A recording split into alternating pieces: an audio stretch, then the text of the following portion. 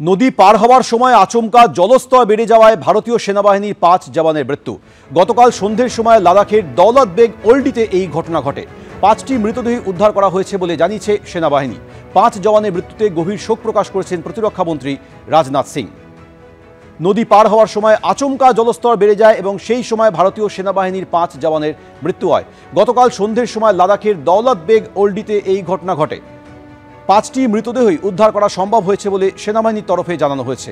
৫ জওয়ানের মৃত্যুতে গভীর শোক প্রকাশ করেছেন প্রতিরক্ষামন্ত্রী রাজনাথ সিং। আপনাদের আরো একবার জানাই, নদী পার হওয়ার সময় আচমকা জলস্তর বেড়ে যায়, সেই সময় ভারতীয় সেনাবাহিনীর ৫ জওয়ানের মৃত্যু হয়। গতকাল সন্ধ্যের সময় লাদাখের দৌলত বেগ ওল্ডিতে এই দুর্ঘটনা হয়। ট্যাঙ্কে নদী পারাপার হওয়ার সময় এই দুর্ঘটনা ঘটে। ৫টি মৃতদেহই উদ্ধার করা সম্ভব হয়েছে বলে সেনাবাহিনী জানিয়েছে। আর এই ৫ জওয়ানের মৃত্যুতে গভীর শোক প্রকাশ করেছেন প্রতিরক্ষামন্ত্রী Rajnath Singh.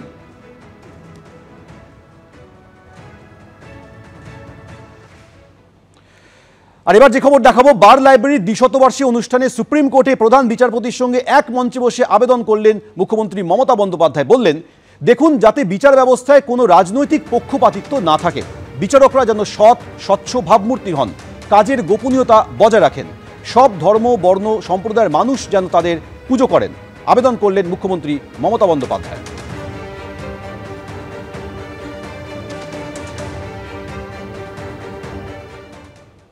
My kind submission that please see no political biasness in judiciary. Judiciary must be pure, absolutely pure, honest, secret, and let the people do the puja. Like Sanskrit, they say sometimes puja, sometimes for all the caste, all the creed, all the community, all the people. Even northeastern people are here from Andaman. They are really neglected. Give them bigger opportunity. Sometimes to come to Calcutta and other place also for their greater interest, because nobody takes care for them. They are really neglected. I will appeal for them also. আমাদের সঙ্গে এই মুহূর্তে রয়েছেন BJP সাংসদ শ্রমিক ভট্টাচার্য। শ্রমিকবাবু, মমতা বন্দ্যোপাধ্যায় আজ supreme কোর্টে প্রধান বিচারপতিকে পাশে বসিয়ে আবেদন করে বলেছেন যে যাতে বিচার ব্যবস্থায় কোনো রাজনৈতিক পক্ষপাতিত্ব না থাকে, দেখুন, বিচারকরা যেন সৎ স্বচ্ছ ভাবমূর্তি হন, কাজের গোপনীয়তা বজায় রাখেন। কি বলবেন?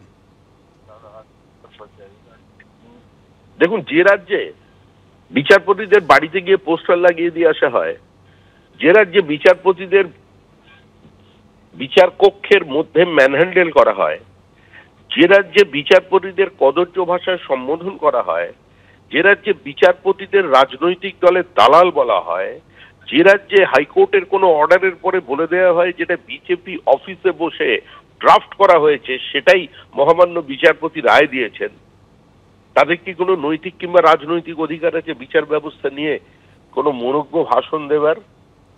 তৃণমূল কংগ্রেস পশ্চিমবঙ্গে ইডি সিবিআই এর তদন্ত বন্ধ করবার জন্য বারবার তারা সুপ্রিম কোর্টের দ্বারস্থ হয়েছেন, কিন্তু সেখানেও ধারাবাহিকতা বজায় রেখে তিরস্কৃত হয়েছেন, ভৎসনার শিকার হয়ে কলকাতায় ফিরে আসতে হয়েছে।